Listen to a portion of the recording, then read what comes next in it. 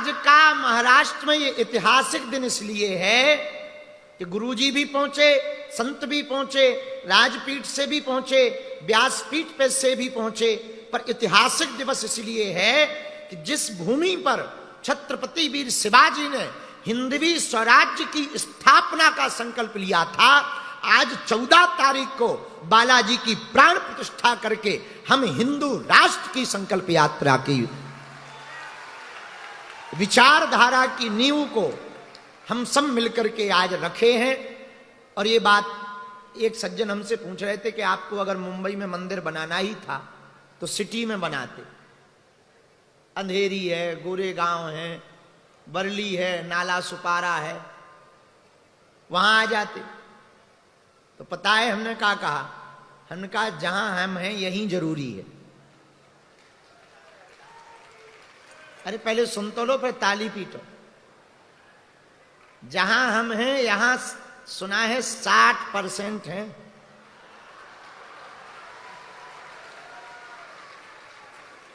हमने नाम नहीं लिया किसी का, ना ले ही नहीं सकते हैं, अपने पवित्र मुंह से नाम लें क्यों? तो हमने सुना है 60% हैं। तो अंधेरी में तो बहुत मंदिर हैं। जहां 40% हिंदू हैं वहीं मठ की आवश्यकता है।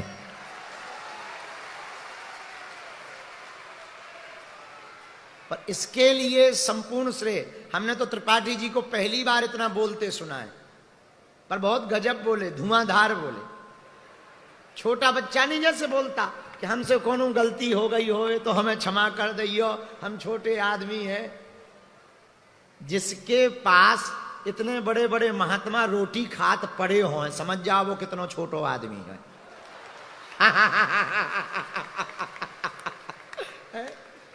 ऐसे श्री रुद्र, खैर ये बात अलग है कि महात्मा अपनी मौज का ही भोजन पाते हैं। श्री रुद्र प्रताप त्रिपाठी जी, आपने दिव्य संकल्प लेकर के आज जो कार्य कर दिखलवाया, निश्चित रूप से हमें पूर्ण रूप से भरोसा है और बहुत स्पष्ट रूप से हम कह पाएंगे, माया की नगरी है मुंबई, हमारा प्रण है इसे माधव की नगरी होना चाहिए। नाम नहीं बदलना है ना, हमें लोगों के हृदय को परिवर्तन करना है, लोगों के दिल परिवर्तित करना है। देखो, नाम बदलने से परिवर्तन नहीं आता है। हिंदू राष्ट्र तो कागज पर कल ही हो जाए, पर कोई मतलब थोड़ी निकलेगा।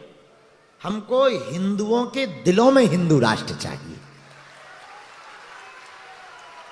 कागज पे नहीं चाहिए। दूसरी बात, हमको हिंदुओं पर बड़ी हंसी आती।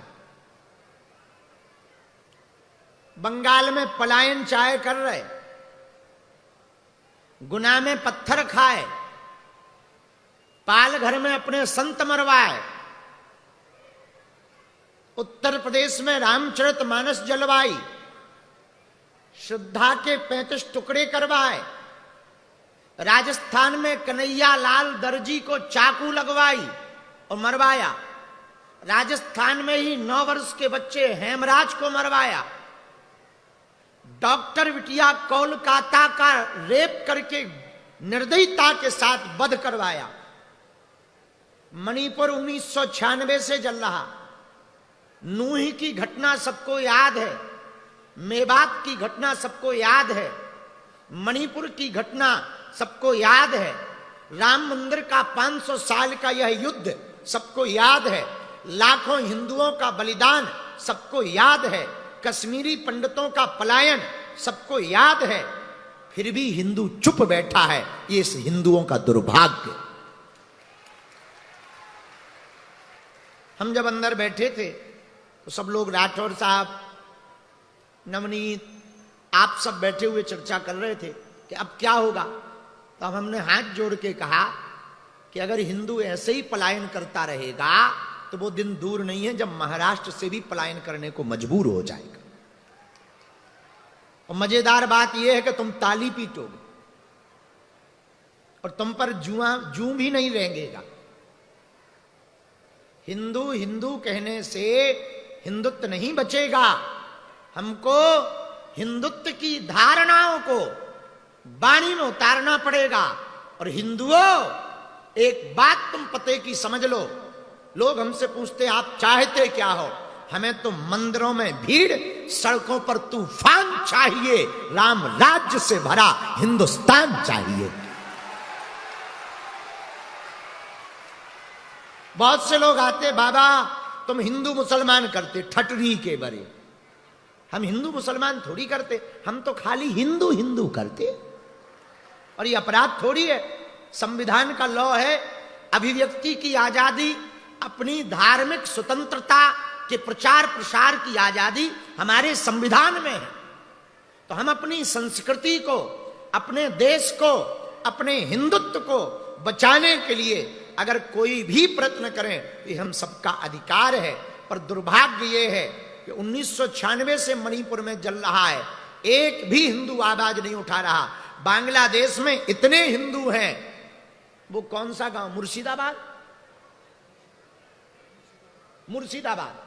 मुर्शिदाबाद से गांव के गांव अभी वर्तमान में पलायन कर रहे हिंदुओं के, लेकिन एक भी हिंदू खड़ा नहीं हो रहा। बुरा ना मानना, 100 का नोट अगर हम तुमको 4 टुकड़ों में बांट के दें और कहें कि जाओ दुकान पे चलाओ, तो क्या एक टुकड़ा 25 रुपया में चलेगा? जरा जोर से बोलो, और जोर से बोलो। आपका जवाब होगा नहीं चलेगा।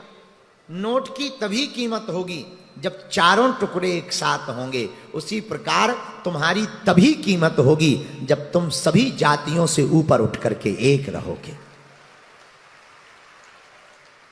तभी तुम्हारी महत्वता होगी, तभी तुम्हें जाना जाएगा।